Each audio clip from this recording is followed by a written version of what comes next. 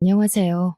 저는 이혼할 뻔한 위기를 겪었다 겨우 가정을 지키고 있는 한 남자의 아내입니다. 저는 한 사건으로 인해 여전히 이혼을 염두에 두며 살고 있는데요. 그나마 남편의 진실된 행동 때문에 남편이 저지른 실수에 대해서 큰 마음 먹고 용서하고 있는 상황이에요. 이혼까지 가게 된 결정적인 계기는 남편의 선택이 맞지만 그 선택을 강요한 시댁 때문에 제가 이혼을 보류 중이라고 해야 정확한 설명이지 않을까 싶네요. 아이가 있어서 차마 과감한 결정을 못하고 고민만 하며 살아가고 있거든요. 복잡한 제 사연 좀 듣고 가주시겠습니까? 저는 섬에서 학교를 다녔습니다. 저와 남편의 인연은 중학교 동창으로 시작되어 다 큰 성인이 될 때까지 길게 만나온 사이였어요. 주위에서는 당연히 저희 둘을 이미 결혼할 사이로 보고 대했습니다. 저희가 서로 사랑하는 마음에서 장기간 연애를 해온 것도 있지만 주위에서까지 그렇게 봐주니 남편 옆에는 내가, 제 옆에는 남편이 있는 게 더욱 당연한 존재가 되어버렸고 저희도 모르게 무언가를 시도하거나 구매할 때 등 서로를 당연하게 찾는 경우에 적응되어 갔죠. 저희는 결혼하기 전까지도 계속 서로의 집을 자기네 집처럼 들락거렸습니다. 제가 대학 간다고 같은 곳으로 따라온 남편과 자취방조차 같은 건물로 잡으며 동거 아닌 동거 같은 삶을 지속했었어요. 교복을 벗고 나서도 저희는 어딜 가나 눈에 띌 정도로 붙어 다니는 세트였기 때문에 사람들은 저희와 제대로 친분을 쌓기 전부터 우리한테는 짝이 있으니 따로 사적인 마음을 금지하자라는 수식이 붙기도 했어요. 남편이나 저에게 관심 있어서 접근한 이성들도 저희 둘의 연애 기간을 알게 되면 감히 끼어들지를 못할 정도로 가까운 관계였습니다. 그렇게 내내 같은 울타리 내에서 생활하던 저희도 처음으로 서로 떨어져서 생활하게 되었던 시기가 있었는데요. 바로 대학을 졸업하고 취업했을 때였습니다. 근무지가 다르다 보니 어쩔 수가 없더군요. 하루 6시간 이상 얼굴 안 보고 떨어져 있어 본 적은 처음이었습니다. 저와 남편이 대학 때 전공이 달랐는데 그래도 본 건물은 같아서 팔 뻗으면 닿을 곳에 있었거든요. 그때는 딱히 전공이 다르다는 것도 못 느꼈을 정도로 중고등학교 때랑 크게 다른 생활은 없었어요. 그러나 근무지는 저희가 여태 지내왔던 것에 비해 거리가 좀 있었는데 자차로 20분 걸리는 정도의 거리였습니다. 잠깐 점심시간에 만나는 것도 애매한 시간이라 퇴근해야만 만날 수 있는 사정이 되어버린 거죠. 그렇다 하더라도 저희 둘은 따로 불안감이란 게 없었습니다. 저희는 예전부터 서로에 대한 신뢰가 높았고 또 퇴근하면 남편이 꼬박 저를 데리러 왔으니까요. 저희는 서로 직장을 다닌 지 3년 정도 만에 결혼을 준비하게 되었어요. 혼수는 안 하기로 이미 저희가 결정해버린 일이라서 결혼하기 전에 집 한 채는 준비해서 시작하느라 시기가 좀 늦었습니다. 나이 30이 되고 나서야 결혼을 발표하게 되었는데 주변에서 저희더러 결혼할 줄 알았다며 드디어 하냐고 짐 빠지게 기다리고 있었다네요. 저희에게 결혼이라는 것은 그리 긴장감 있는 일은 아니었지만 그래도 우리 사이에서 뭔가 색다른 변화가 일어나는 것 같아 약간은 설레었던 기억이 남아 있어요. 긴장감이 없었던 건 저희 둘 말고도 양가 어른들 또한 마찬가지였는데요. 상견례 또한 그냥 동네 주민이 오랜만에 만나서 하는 수다 떠는 분위기로 진행이 되었습니다. 저랑 남편이 섬에서 만난 인연이잖아요. 당연히 양가 부모님들도 섬에서 알고 지냈던 사이일 수밖에 없지 않습니까? 상견례에선 거의 옛날 얘기나 요즘 근황 등을 묻는 시간으로 가득 보냈습니다. 가영이가 이렇게 많이 컸구나. 완전 아가씨가 다 됐네. 세월 참 빠르다. 섬에서 우리 성일이랑 같이 밥 먹으러 들락거렸던 때가 엊그제 같은데 왜 아니겠어요? 우리 집에도 성일이가 자주 와서 밥 먹고 가고 그랬었는데 그때 둘이 만난다는 얘기는 소문으로 들었지만 이렇게 길게 만나올 줄은 정말 상상도 못했네요. 근데 어째 성일이는 학교 다닐 때보다 더 큰 것 같다? 클 때 됐지요. 그때가 언젠데 아직도 중학생만 할까? 그래서 가영이 식구들은 그동안 어떻게 지내셨대요? 성일이가 통 말을 안 해줘서 사돈 될 사람들이 요즘 어떻게 지내고 계셨는지도 모르네요. 예나 지금이나 똑같죠 뭐. 먹고 살기 바쁘고 또 가영 아빠가 곧 퇴직이라 제가 이번에 아르바이트 하나를 구했거든요. 이제는 이보다 제가 집 나가는 날이 많지 않을까 싶어요. 성일이네는 횟집 장사 잘 되죠? 우리도 뭐 똑같지. 예전보다는 관광객들이 많아져서 매출이 오르긴 했는데 그것도 성수기 때나 그래. 이제 성수기도 다 갔고 그냥 뭐 문만 열어놓고 있어. 상견례 치고는 꽤 아수라장 시장통 같은 대화였던 걸로 기억합니다. 엄마는 시어머니랑 얘기하느라 바쁘고 아빠는 시아버지랑 퇴직 얘기로 근심을 나누고 저와 남편은 부모님들 대화 사이에서 추억을 회상하며 서로의 옛날 일을 놀리느라 재미를 봤죠. 상견례를 재밌다고 표현할 수 있는 며느리가 얼마나 될지는 모르겠지만 저는 그랬습니다. 시부모 될 사람들도 중학교 때부터 알고 지냈던지라 잘 보이고자 아부떨만한 것이 크게 없었거든요. 모두가 이미 안면 튼 사이였기 때문에 저는 솔직히 다른 며느리들보다 편한 출발점에서 시작한다고 생각했어요. 그런데 역시 며느리란 존재는 시부모와 갈등이 생길 수밖에 없도록 만들어졌나 봅니다. 어디서 며느리 사랑은 시아버지라고 들은 적이 있는데 그것도 제게는 해당 사항이 없나 봅니다. 유리한 출발선에 섰다고 생각했더니 완전 거꾸로 주행하게 됐지 뭡니까? 상견례 때까지만 해도 분위기가 좋아서 잊고 있었던 사실이 하나 있는데요. 시댁에서 저와 남편의 연애 관계를 처음 알았을 때 저를 좀 못마땅해 했다고 들었습니다. 섬 동네라도 학부모 모임 때문에 어른들끼리 모이기도 하는데 거기서 선생님을 통해서 저희 관계가 동네방네 발설된 거였거든요. 남편이 저를 먼저 좋아했고 졸졸 따라다녀서 시작된 만남이었어요.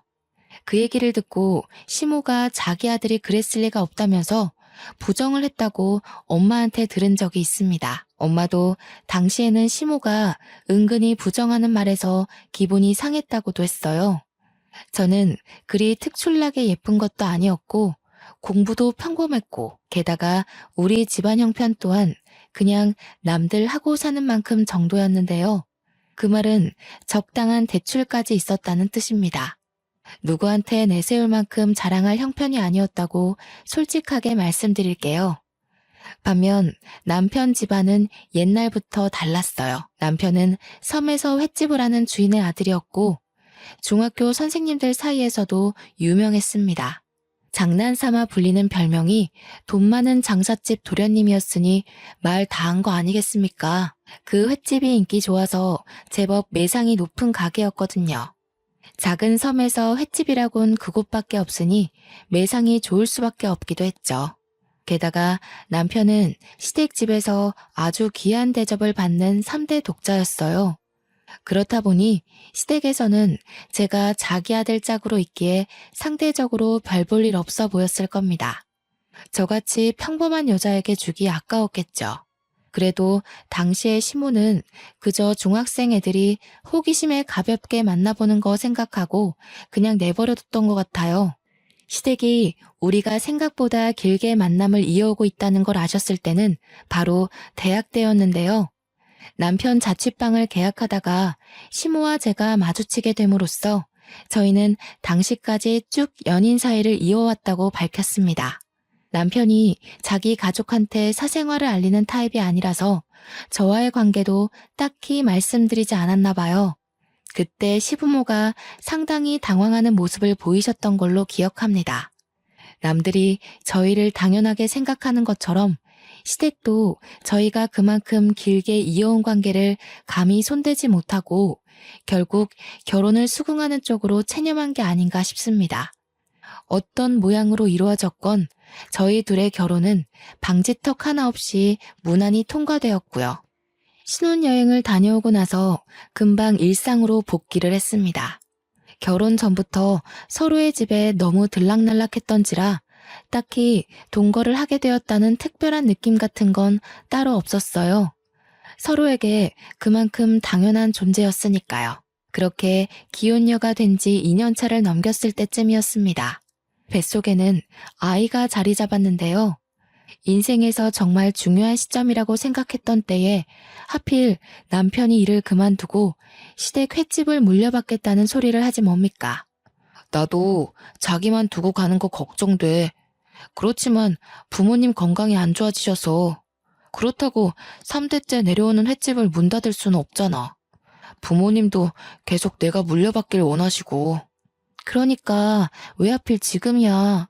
그럼 섬으로 들어간다는 얘기잖아. 자기가 거기서 살면 나랑 우리 아이는? 아빠가 버젓이 있는데 아빠 없는 것처럼 키우라고? 무슨 그런 소리를 해. 나도 자기랑 같이 가고 싶어서 고민 많이 해봤어. 그런데 섬에는 보건소밖에 없으니까 혹시라도 일 생기면 병원 가기가 불편하잖아. 아무리 생각해봐도 나만 들어가는 게 맞는 것 같더라고. 나 혼자서 애 키우라는 거네. 장사하면 휴일 내는 것도 어려울 텐데 올 수 있는 건 맞아? 이 말은 그냥 나랑 별거 하자고 통보하는 거나 마찬가지잖아. 아니라니깐. 일주일에 이틀 시간 빼서 주기적으로 올 거야. 나도 가기 싫은데 부모님이 당장 손이 부족하다니까 급해서 어쩔 수가 없어. 이해 좀 해주라.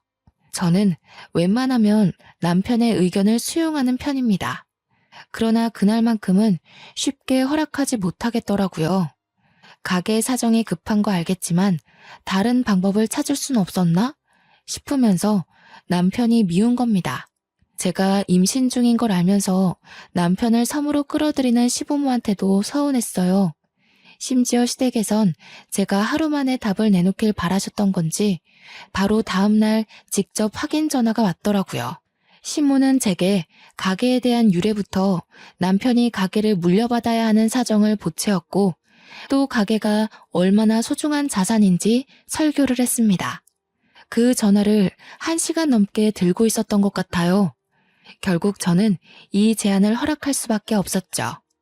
시모의 생각이 옳아서라기보단 시모가 고집을 꺾을 생각이 없어 보였기 때문입니다.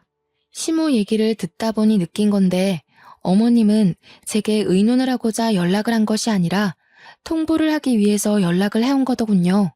그래도 제 뱃속의 아이를 자신의 손주라고 생각하긴 했나 봅니다. 남편이 섬으로 들어가는 대신 기간은 제가 출산을 하고 나서로 합의 봐줬어요. 남편이 아니었다면 서러워서 출산 과정에 우울증이 왔을지도 모르겠네요. 남편은 미안함 때문인지 저를 극진히도 보살펴 주었습니다. 원래도 배려가 많은 사람이긴 했다만 떠나기 전까지 유난히 제게 맞춰주고 어르고 달래주었죠. 덕분에 제법 안정된 마음으로 무사히 출산을 할 수 있게 되었습니다. 그리고 남편은 떠나버렸어요. 미혼일 때는 다른 근무지에서 일하더라도 하루 한 번 꼭 만났던 사이였는데 이렇게 장기간 떨어져 있어 보는 건 또 처음이었습니다. 결혼하고 부부가 된 그 당시 저는 남편과의 관계에 대해 큰 공허함을 느꼈어요.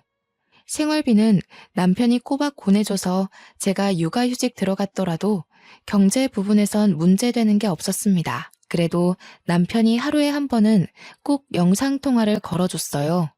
시모 말대로 장사가 제법 바쁜가 보더라고요. 아이를 보는 남편의 얼굴이 갈수록 수척해지는 듯 했습니다. 많이 힘들어? 자기 갈수록 얼굴이 안 좋아지는 것 같아. 간지 1달밖에 안 됐는데 왜 이렇게 살이 빠졌어? 밥은 제대로 챙겨 먹고 있는 거야? 그럼 잘 챙겨 먹고 있어. 바빠서 그렇지 뭐. 그래도 우리 보물이 보니까 힘이 난다.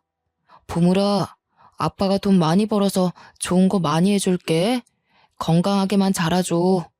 보물이는 제 아이의 태명입니다. 첫 임신 소식을 들었을 때 남편이 보물을 얻은 기분이라고 해서 짓게 된 태명이었죠. 멀리 떨어져 있더라도 남편의 노력 덕분에 저는 적적한 마음과 우울감을 견딜 수 있었는데요. 그래서 남편이 자리를 잡기만 한다면 다시 저희 가정이 제가 꿈꿔왔던 가족의 모습으로 이어질 거라고 봤어요. 허나 뜻밖인 곳에서 문제가 되기 시작했는데요. 바로 남편의 방문 빈도였습니다. 한 1년까지는 남편이 약속했던 대로 꼬박꼬박 집에 왔거든요. 그러나 아이가 2발로 걷기 시작할 무렵부터는 다음 주에 갈게. 미안해. 장사가 너무 바빠서. 지금 성수기잖아. 이 같은 소리를 꼭 입버릇처럼 하며 집에 오는 발길이 점점 줄어들었죠. 작년에는 성수기 없었어? 작년이랑 올해랑 당신 태도가 너무 다르잖아. 나 서운해지려고 그래. 당신 바빠서 재촉하고 싶지 않은데 애한테는 지금 되게 중요한 시기야. 의사도 부모랑 상호 신뢰관계가 중요하다고 그랬어. 정말 미안해. 나도 최대한 시간 빼서 가보려고 하는데 부모님만 두고 일 빼기엔 그만한 여유가 안 돼. 자기가 이해 좀 해줘. 우리 태욱이 키우려면 돈 많이 모아야 되니까. 벌써 2달째야. 이러다 얼굴 까먹겠네. 태욱이가 아빠 있는지도 모르고 크겠어. 다음 주에는 꼭 오는 거지? 나 저녁거리 사놓고 기다린다. 오, 알겠어. 다음 주에는 꼭 가. 미안해. 내가 내일 또 연락할게. 바빠서 끊어야겠다. 엄마가 또 부르네. 그렇게 다음 주가 되었으나 남편은 오지 않았습니다. 2~3번은 바빠서 그렇다고 100번 양보해 줄 수 있었지만 당시에는 3달째 넘어가는 날짜였어요. 더 이상은 바빠서라는 이유만으로 눈 감아주는 게 어렵더라고요. 예전까지만 해도 해명으로 들리던 남편의 말이 이젠 거짓말로 의심까지 되었습니다. 이대로 있다간 제가 의부증이라도 걸릴 것 같아서 저는 결국 섬에 한번 찾아가 보기로 큰 결심 먹었죠. 아이를 안고서 배를 타고 1시간이나 걸리는 섬으로 들어갔습니다. 근 20년 만에 오는 고향이었어요. 남편 횟집은 바닷가를 끼고 있는 위치에 있는데요. 섬이 제주도처럼 큰 게 아니다 보니까 선착장에 내리면 저 멀리 남편의 횟집이 바로 보이거든요. 그런데 저는 그곳을 보고서 제 눈을 여러 번 의심했지 뭡니까. 횟집까지 가까이 다가가는 내내 온갖 생각이 머릿속에서 휘몰아쳤지만 그래도 남편을 믿고자 직접 2눈으로 목격하기 전까진 오해를 하지 않으려고 했어요. 그러나 제가 가게 앞에 도착했을 때 저는 그동안의 남편 행실에 대해 전부 의심을 하게 되었어요. 가게에는 손님이 줄을 서기는커녕 아예 임대로 건물을 내놓은 상태였습니다. 문 앞에 멍하니 서서 하얀 종이 위에 까만 글씨를 한참이나 쳐다봤는데요. 그때 옆에서 작은 슈퍼하던 아줌마가 나와 보더니 저를 발견하곤 말을 걸어왔습니다. 그 횟집 안 하는데? 오래전에 다른 곳으로 이전했어요. 들어오는 사람이 적다 보니까 횟집이 있어도 장사가 영 그랬지 뭐.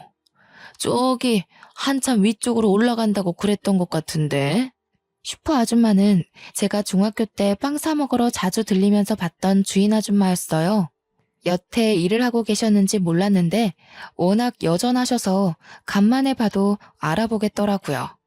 아줌마는 저를 바로 못 알아보다가 제가 이름을 말해주며 아는 척하니까 뒤늦게 알아채더군요. 섬 동네가 작아서 당시 학부모님들이 아닌 웬만한 어른들까지도 저와 남편의 관계를 알고 있었어요. 결혼했다는 것도 당연히 소문 듣고 알았을 겁니다. 그때는 시부모가 섬에서 장사를 하고 계셨기 때문에 섬 드릴 청첩장을 시댁 쪽에서 전부 돌리기로 했거든요. 아이고, 가영이 네가 애를 낳았구나. 어머나 세상에 예쁘기도 하지. 한번 안아봐도 되겠니? 어쩜 이렇게 토실토실 예쁘게도 생겼나 몰라.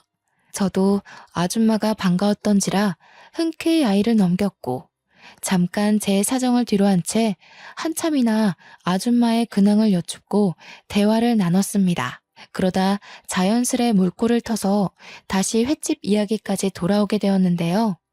저는 그 기회를 틈타 횟집 사정을 제대로 묻게 되었죠. 성일이 집 가게 안 한 지 많이 오래됐어요? 제가 들은 얘기가 없어요. 어머님한테 듣기로는 이 섬에 관광객이 더 늘었다고 하던데요. 제가 묻고자 하는 의도는 다른 부분이었는데 정작 아줌마는 엉뚱한 곳에서 고개를 기울지 뭡니까. 제 질문에 어리둥절해하면서 지금 성일이 엄마를 두고 어머님이라고 한 거냐고 묻는 거 아니겠어요? 잠깐만, 설마 이 아이가 저 횟집 핏줄이니? 성일이랑 너 계속 만나고 있었던 거야? 고등학교 나가면서 헤어진 줄 알았는데 아니었어? 네? 그럴 리가요. 저랑 성일이 결혼했잖아요. 소식 못 들으셨어요? 어머님 쪽 통해서 청첩장 전해드린 걸로 아는데요. 어머님 말로는 주민들 모두 육지까지 나오는 게 번거로워서 결혼식 참석은 못 하셨다고 들었어요. 뭐라고? 청첩장은 무슨 휴지 조각 한 장도 본 적이 없다. 저 횟집 아줌의 말로는 니들 둘 이 섬 나가면서부터 진작 갈라섰다고 들었어. 다들 그냥 그러려니 했지. 조그만 애들 둘이 연애했다가 깨지는 게 뭐 대수는 아니니까. 당최 이게 무슨 말인가 싶었어요. 저와 남편이 섬을 나간 건 아줌마 말대로 고등학교 입학을 하면서부터였습니다. 이 섬에는 고등학교가 없기 때문이었죠. 물론 다들 저와 남편이 내내 연애를 해왔다는 거 모를 수도 있는 부분입니다. 그러나 결혼을 한 것까지 몰랐다는 건 제 기준으로 이해가 안 되었어요. 분명 시댁 쪽에서 자기들이 섬 주민들에게 청첩장을 나눠준다고 하여 다 전달했었거든요. 그런데 저희가 결혼했다는 사실을 아무도 모르고 있다뇨. 슈퍼 아줌마가 놀란 것처럼 저 또한 당황하여 이게 무슨 상황이지 싶었습니다. 제가 아무 말도 못하고 있자 아줌마가 덧붙이는 말이 있었는데요.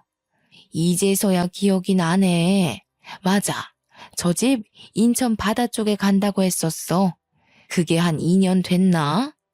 그때 이전하는 이유가 성일이 결혼 때문이라고 그랬거든. 성일이랑 만나는 여자가 인천 쪽에 산다고 해서 간다고 그러더라. 결혼이요? 인천 사는 여자랑 결혼할 거라 그랬다고요? 저희 어머님이 직접 그러시던가요? 혹시 성일이도 이 부분에 대해서 알고 있어요? 제가 전혀 몰랐던 표정이라 아줌마도 말하는 내내 눈치를 보기 시작했어요. 아줌마는 다른 건 자세히 모른다며 자기도 그나마 옆집이라 슬쩍 물어봐서 대충 들었다고만 했습니다. 저는 카메라로 극악의 사진을 찍고 아줌마께 인사를 전한 뒤 당장 그 섬을 빠져나왔어요. 그리고 남편한테 전화를 걸었습니다. 잠자리에 들 시간도 아닌데 남편이 받질 않더군요. 무슨 생각이었는지 모르겠지만 저도 그때 제정신이 아니었던 듯해요. 무작정 섬을 나오고 나서 바로 인천 가는 버스를 탔는데 아이 생각을 못하는 바람에 중간에 내려서 아이 먹을 식품을 구매하고 다시 버스를 탔던 기억이 납니다. 그리고 저는 계속해서 전화를 안 받는 남편한테 문자를 남겼습니다. 나 인천이라고. 그랬더니 남편한테서 한 30분 뒤에 전화가 오는 거 아니겠습니까? 너무 서글픈 거 있죠? 내내 연락 안 되던 사람이 그 문자 하나로 이렇게 전화가 오는 거면 제가 의심하고 있는 모든 것이 들어맞는 꼴이잖아요. 인천이라니? 장난치는 건 아닐 테고. 아무런 연고도 없는데 뜬금없이 거긴 왜 갔어? 태우기는? 설마 이 늦은 시간에 태우기까지 데리고 간 건 아니지? 맞아. 태욱이랑 같이 왔어. 아무런 연고가 없기는. 나 여기 당신 보러 왔는데? 당신이 너무 바빠서 나한테 가게 이전했다는 말도 안 한 것 같길래 직접 찾아왔어. 옆에 어머님 아버님도 계시지? 무슨 소리야. 나를 찾는다면서 왜 인천으로 가? 이상한 소리 말고 얼른 집에 가. 그러다 태욱이 감기라도 걸리면 어떡해. 당신은 정말 끝까지 나한테 말해줄 생각이 없었구나. 내가 이렇게까지 하면 솔직하게 말해줄 거라고 생각했는데 결국 비참한 꼴을 밝혀야 되겠어? 저는 남편에게 섬에서 임대로 내놓은 가게 사진을 전송했습니다. 남편이 당황했는지 당장 수화기 너머로 돌아오는 답변이 없었어요. 몇 분을 정적이 오간 후 남편이 제 위치를 묻더니 당장 차를 끌고 터미널로 데리러 오더군요. 남편이 정말로 인천에서 나타나자 저는 2번의 절망을 하고 말았습니다. 결혼할 여자가 인천 사람이라 인천으로 가게를 이전했다는 그 말, 정말 그 슈퍼 아줌마가 해준 말이 진실이라는 거잖아요. 제게 허겁지겁 뛰어오는 남편을 보자마자 저는 싸대기를 날려버렸습니다. 네가 어떻게 이럴 수가 있어? 너는 안 그럴 줄 알았어. 20년을 만났는데 내가 아는 너는 다른 남자랑 다를 줄 알았다고. 결국 너도 바람이었니? 언제부터였어? 어머님이 내가 마음에 안 드니까 기어코 새 며느리라도 들이신 거야? 아니, 가영아, 내 말 좀 들어봐. 오해야. 네가 어디서 뭘 들었는지 모르겠는데 다 오해야. 내가 설명할 테니까 우선 차에 타자. 너 추워서 얼굴도 빨개졌네. 태우기도 이러다 감기 걸려. 가증스러워. 오해는 무슨 오해? 네가 인천에 있으면서도 나한테 입번긋 안 한 것 자체부터가 다 진실이잖아. 내가 어디까지 확인해야 모든 걸 말해줄래? 정말 갈 때까지 가보자는 거야? 가영아, 네가 오해할 만하다는 거 알아. 그렇지만 정말 오해가 맞아. 일단 여기서 이러지 말고 추우니까 방부터 잡자. 네가 묻는 거 하나도 빠짐없이 다 말해줄게. 이혼해. 너랑 만나온 기간이 아깝다고 내 아이 아빠 없는 자식으로 클지 모른다고 해서 지옥이 불보듯 뻔한 이 길을 가고 싶지 않아. 나 벌써부터 지치거든? 그만 조용히 갈라서자. 뭐라고? 무슨 이혼이야. 우리가 왜 이혼을 해? 네가 생각하는 그런 거 아니라니까. 그래, 네가 내 말 들을 준비가 안 된 것 같으니까 그냥 보여줄게. 갈 때까지 가야만 네 소가리가 풀린다면 내가 그렇게 해줄 테니까 가게 가보자. 남편은 오히려 적반하장으로 나왔습니다. 아니긴 뭐가 아니라는 건지 왜 저보다 더 억울해하는지 모르겠네요. 그러면서 남편은 여기서 그만하고 갈라서기엔 억울해 미치겠으니 제가 납득할 수 있도록 다 보여주겠다는 겁니다. 그때만 해도 저는 남편에게 서운한 감정밖에 없었습니다. 이미 들통나버린 거 차라리 무릎 꿇고 싹싹 빌기라도 할 것이지 끝까지 변명만 하는 모습에 정말 실망하고 말았죠. 갈 때까지 가보자는 남편의 완강한 의사 표현 때문에 저도 인천까지 온 김에 시부모의 뻔뻔한 해명이라도 들어봐야겠다고 생각했어요. 그렇게 고민하다가 결국 저는 남편을 따라 인천 바다 쪽으로 향했죠. 그곳엔 정말 시댁에서 운영 중인 횟집이 있었고 입구 앞까지 다가가자 입구 쪽 카운터에 웬 배부른 여자 하나가 있었습니다. 그 여자는 카운터에서 계산을 도맡고 있었어요. 그 순간 든 생각이 뭔 줄 아세요? 저 여자 뱃속의 아이가 제 남편과 관련이 있을 것만 같더라고요. 뻔한 현실을 마주하기가 덜컥 두려웠던 저는 더 들어가지 못하고 품에 안은 아기만 꼭 안으며 멈춰섰습니다.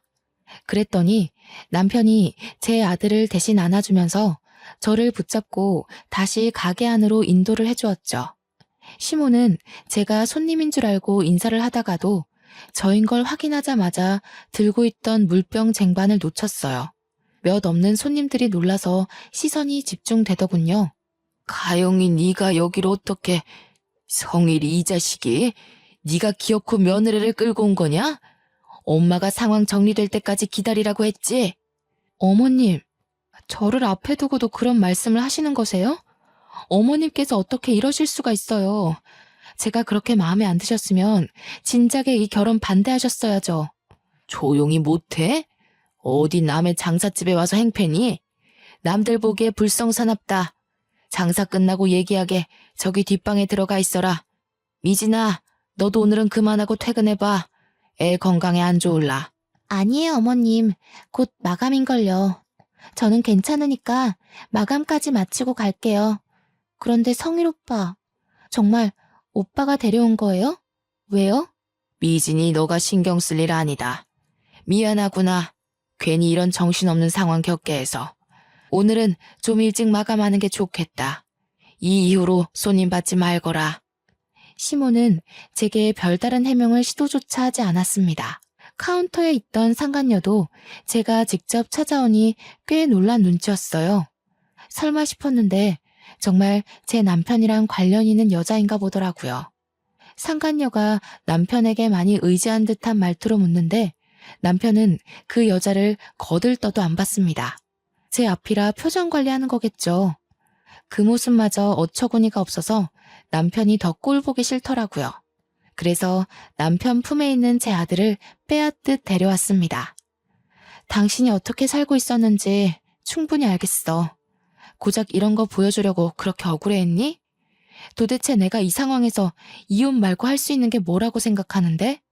끝까지 들어줘. 이왕 이렇게 된 거 당신이 좀 놀라더라도 난 오히려 잘 됐다고 봐. 나도 피해자고 내가 여전히 사랑하는 여자는 너야. 엄마가 멋대로 인공수정시킨 저 여자애 해결하느라 널 신경 못 썼어. 여기까지 오게 해서 미안해. 이건 저도 못 들은 말이라서 놀랐습니다.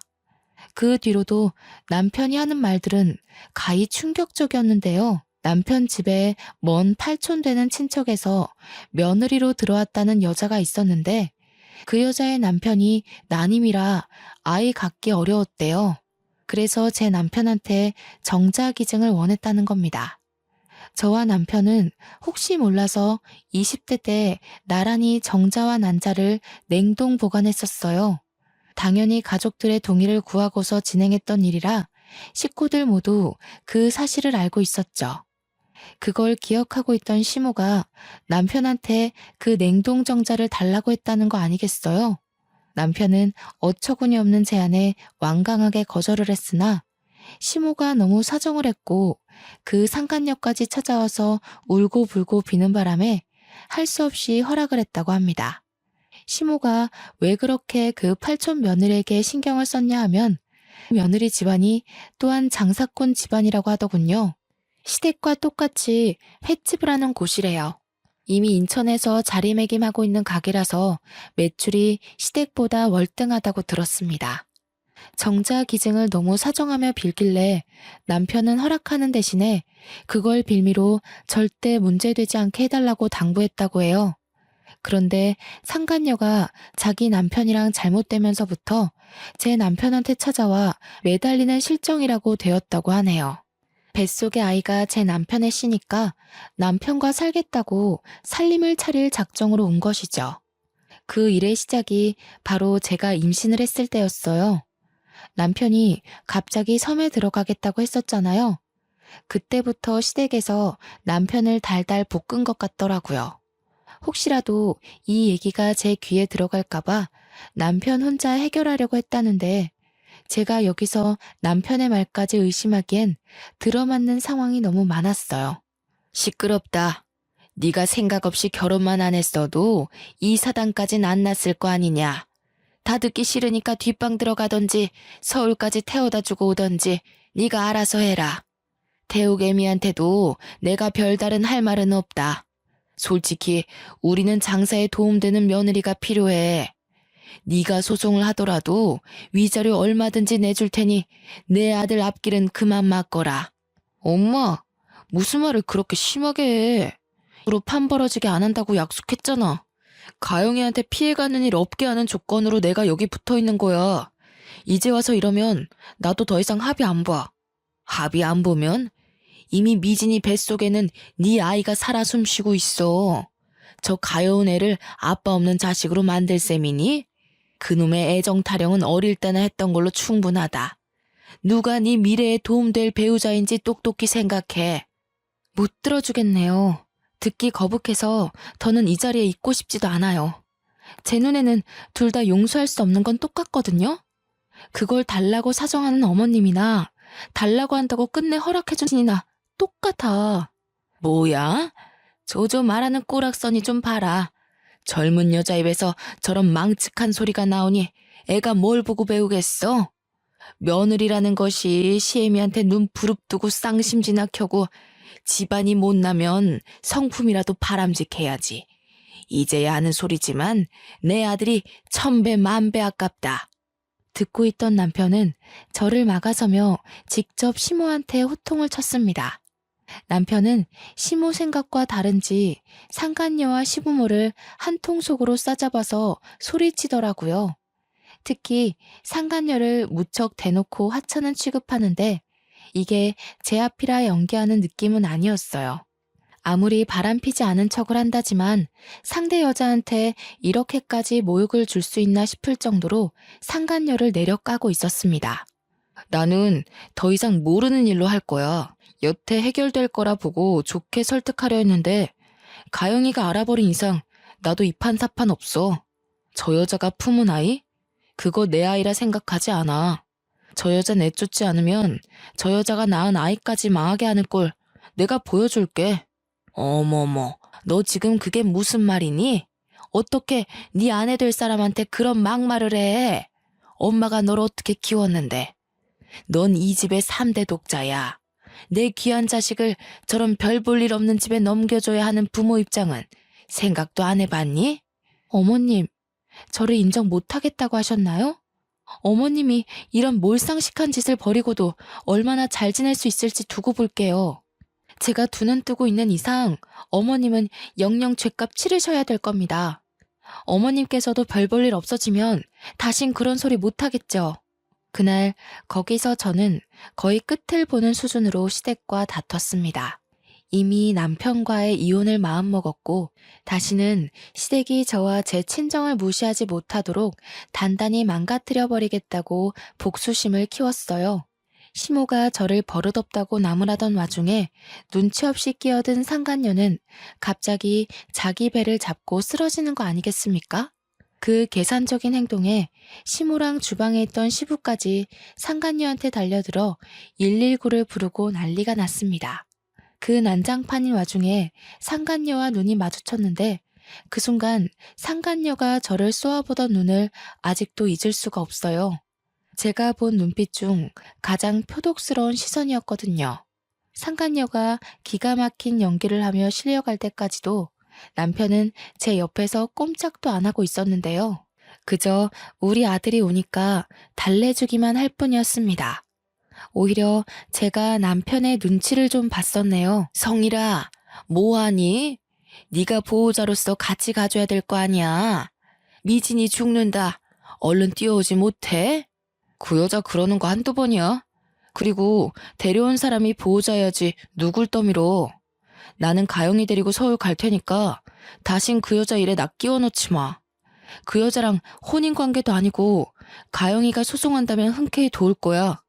엄마 아빠가 저지른 일 나한테 떠넘기지 말고 알아서들 처리해. 듣고 보니 남편이 제게 억울하다고 했던 그 마음이 진심이더군요. 상간녀를 따라 병원을 간 사람은 결국 시모였고 손님 때문에 자리를 뜨지 못한 시부만이 다시 가게 안으로 들어왔습니다.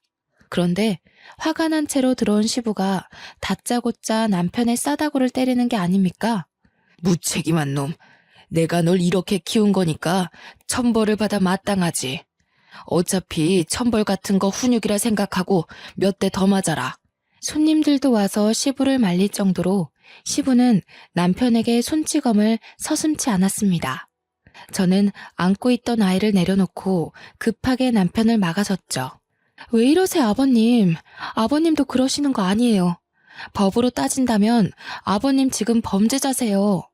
그렇게 아낀다는 아들까지 손수 그렇게 만드신 거라고요. 뭐가 떳떳해서 자식한테 손찌검을 하세요? 제가 이혼해주길 원하셨어요? 네, 소송해드릴게요. 그 결과를 모르고 벌인 일은 아닐 테니까요. 시부가 억누른 감정을 못 참고 제게도 손찌검을 하려는 걸 손님들 덕분에 차마 닫지 못하고 있었는데요. 그때 남편이 그대로 시부를 밀어버렸습니다.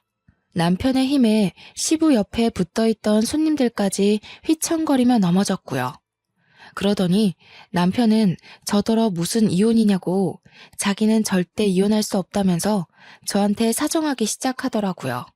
자기가 정자기증을 허락하는 바람에 이 사단이 났지만 이혼만큼은 못한다고 나 없이 못 산다고 싹싹 비는데 제 마음이 줏대 없이 흔들리지 뭡니까? 그럼 당신 부모님이랑 연 끊을 수 있어? 나는 이제 당신 부모님 모시고 살 생각 추호도 없어. 그런데 당신이 부모님과의 연을 못 놓겠다면 난 당신 보고 못 살아. 차라리 당신이랑 좋았던 기억만 가지고 평생을 그리워하는 편이 나아. 저는 나름 최후의 수단이라고 생각하며 말했는데 남편은 눈물까지 보이면서 제게 넙죽 엎드렸습니다. 그러면서 당장 시부모와 연 끊을 수 있다고 자신도 이번 기회에 부모님께 많이 실망했다고 하더군요.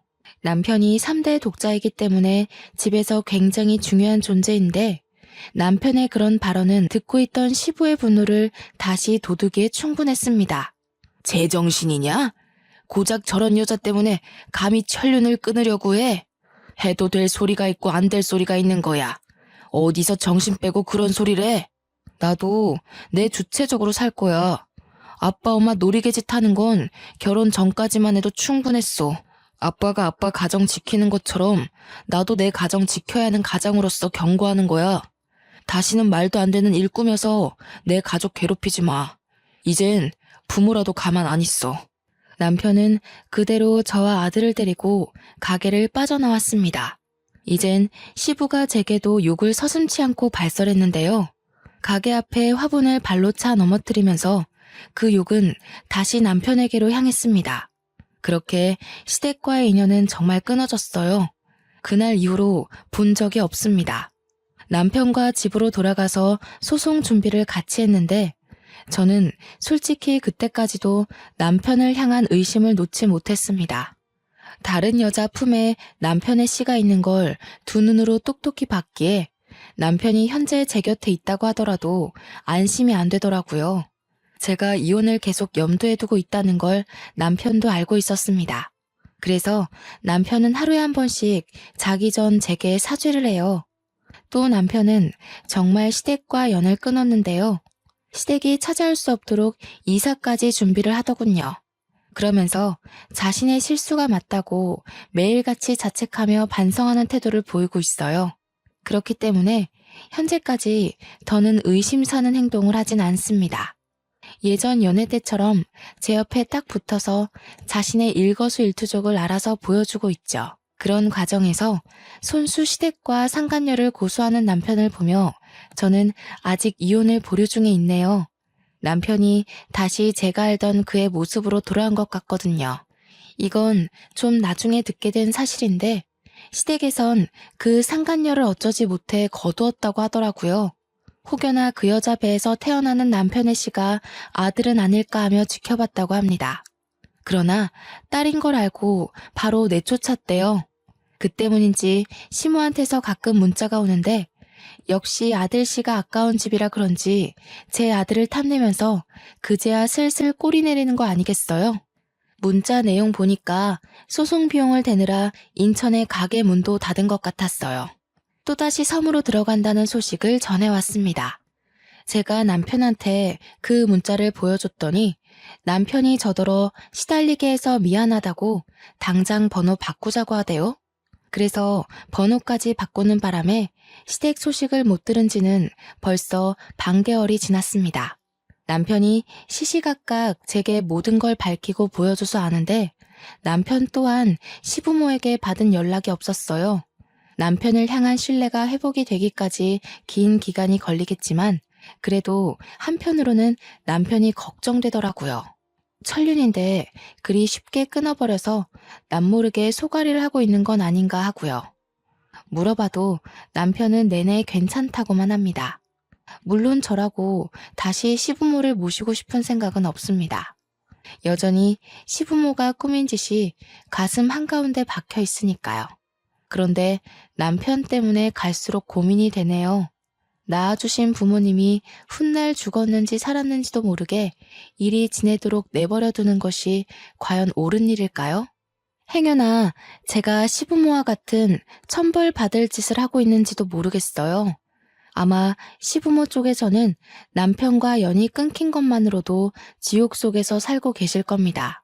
그 기간을 얼마나 두고 보게 될지는 모르겠지만 남편 하는 걸 봐서 미래에 대해 계속 고민해 봐야 될 것 같네요.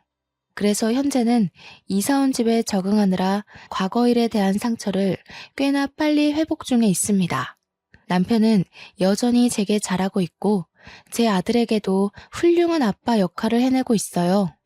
횟집을 그만뒀기 때문에 다른 일을 알아봐야 하는데 남편이 하는 말이 집에서 보고 배운 비법으로 매장 하나를 차릴 계획이라고 하더군요. 사업 계획을 들어봤는데 젊은 세대 감성에 맞춘 초반 매장을 구상 중이었어요. 저더러 함께 부부 가게 한번 차려보자고 하네요. 아마 저도 휴직 중인 회사에 사표를 내고 남편과 함께 더 가까운 미래를 그려나갈지도 모르겠습니다. 언젠가는 남편과 시댁과의 관계에 대해서 좀 더 명확하게 정의 내릴 날이 오겠지만 그 전까지는 굳이 들춰서 서로한테 상처되지 않도록 외면하고 있을까 합니다. 저를 위해 과감한 선택을 한 남편한테도 정신적 지지를 많이 해줘야겠어요. 그때의 일이 정말 어쩔 수 없었다는 남편의 진심을 차차 이해해가고 있거든요. 다 남편의 한결같은 마음과 노력 때문이 아닌가 싶습니다. 제 사연은 이렇게 마무리가 됩니다. 들어보니 어떠셨나 궁금하네요. 살면서 이런 기괴한 일을 꾸미는 시모가 또 어딨나, 과연 있기나 할까 그것도 묻고 싶고요. 부디 이런 불행한 일은 저 하나로 족한 세상이었으면 좋겠습니다. 남의 불행을 사주하는 것이 얼마나 가슴 아픈지 겪어보니까 너무 별로더라고요. 다들 건강하고 웃음 많은 가정에서 지냈으면 싶어요. 그만 인사드려야겠네요. 제 사연 들어주셔서 감사합니다. 모두가 무탈한 한 해를 보낼 수 있도록 진심으로 기원합니다.